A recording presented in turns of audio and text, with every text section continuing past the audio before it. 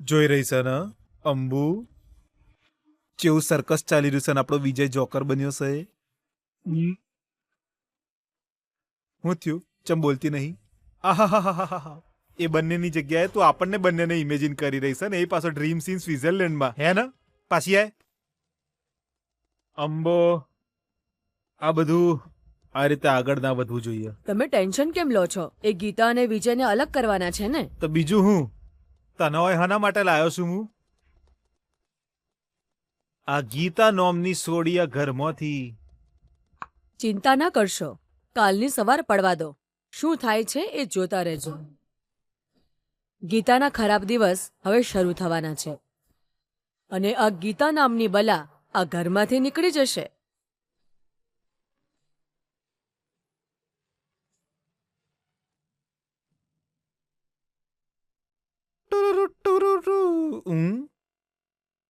સમાજના બીકથી સોડી ફરાર.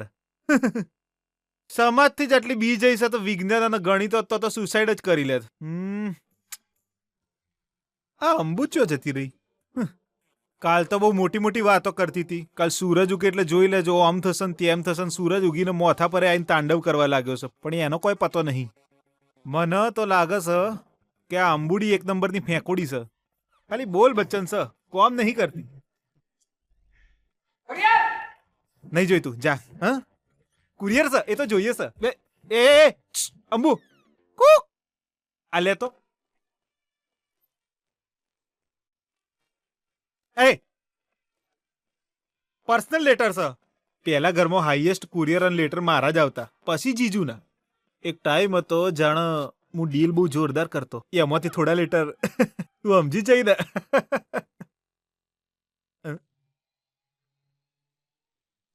ગીતા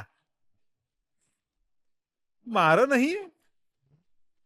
આજ છે મેં નાખેલો બોમ્બ. બાપરે.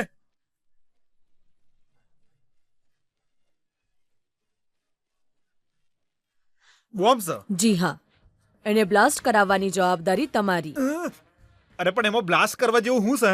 Love letter. Love letter? એના કોણ લવ લેટર લખવાનું?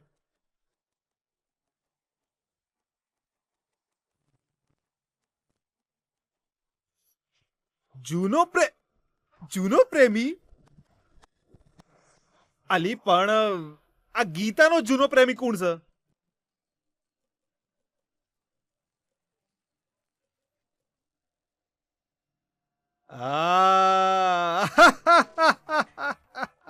વાહ અંબા, તારી કોમ કરવાની સ્ટાઇલ મને બહુ ગમી હો. કોમ પૂરું કરીને તું કેટલા આરામથી ઊભી રહી છે. હે, ગીતાના એક લવર પણ છે. તે એને ગોતીને રાતો રાત એને લેટર લખવાનું કહ્યું અને આ ઘરમાં કુરિયર કરાવીને મેકલીએ દીધું. કેટલું બધું કોમ કર્યું તે. Very good, very good. Keep it up. શાબાશ.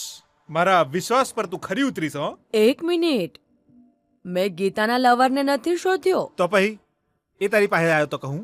અરે, ગીતાનો કોઈ પ્રેમી નથી. હા તો આ હું છે? જૂના પ્રેમીનો લેટર ના બધું તારો પ્લાનિંગ હું છે? અરે બુદ્ધુ, ગીતાનો નકલી પ્રેમી ઊભો કર્યો મેં. આ લેટરને અહીં સુધી લાવવાવાળી પણ હું જ છું.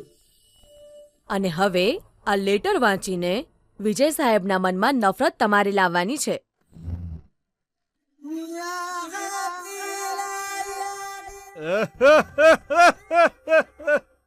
વેરી ગુડ અંબા, સમજી ગયો હું. તારો સ્ક્રીન પે હું છે એ હું સમજી ગયો. જોજે આ લેટર ને લઈને હું કેટલી ધમાલ મચાવશું. સૌથી પહેલા તો હું આ ઘરના બધા જ લોકોને વાયકન ભેગા કરે.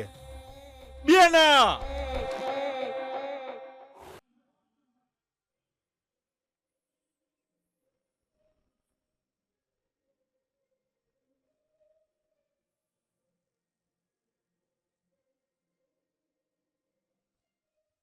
ગીતા, હું તને ગમે તેટલી વાર થેન્ક્સ કહું ઓછું છે.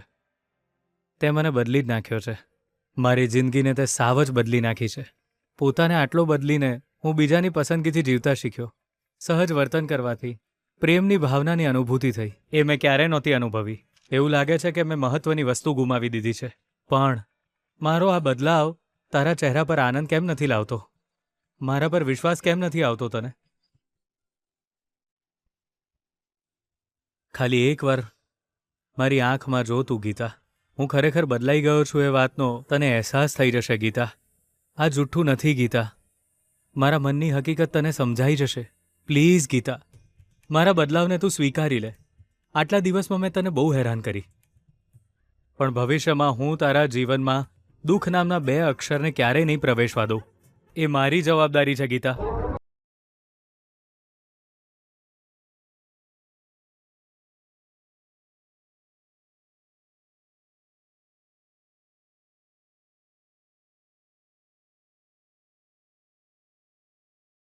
ગીતા, મારા પર વિશ્વાસ કરીને તું મને સ્વીકારીશ ને?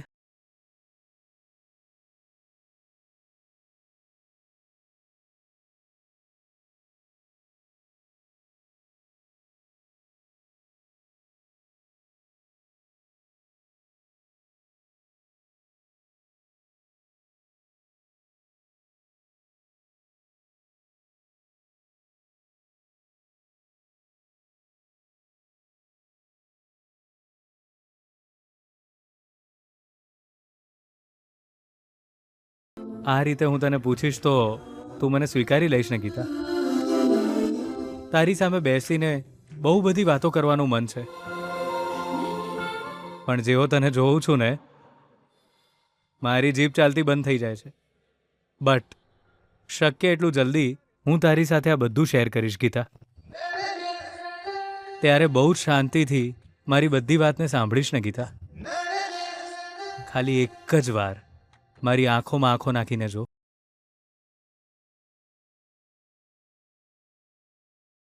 તું એકવાર મારા પર વિશ્વાસ કરીને તો જો, ગીતા. એ વિશ્વાસ હું જિંદગીભર તૂટવા નહીં દઉં, એ મારું વચન છે.